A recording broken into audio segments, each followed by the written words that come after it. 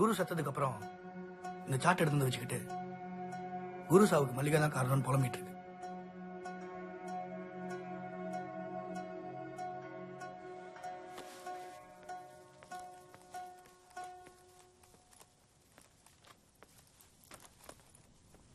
Brother, நான் அந்த காயினை பார்க்கலாமா? சார் எதுக்கு சார் தேவையில்லாத வம்பு? அது ஏற்கனவே ஒரு உயிரை வாங்கிருச்சு. ஒன்றும் இல்லை, நான் இந்த மாதிரியான கதையெல்லாம் நிறைய எழுதியிருக்கேன். நீங்க பாருங்க, இதான் நான் எழுதுற மேகசின். இதுல நிறைய அமானுஷ்ய கதைகள்லாம் எழுதிட்டு இருக்கேன்.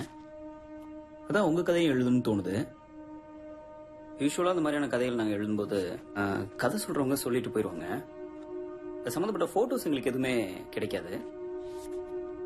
நாங்களும் அப்படியே இன்டர்நெட்லாம் டவுன்லோட் பண்ணி உல்டா பண்ணி மேகசின்ல போட்டுருவோம். பட் சிலர் பார்த்த உடனே அதை ஃபேக்னு கண்டுபிடிச்சிருவாங்க.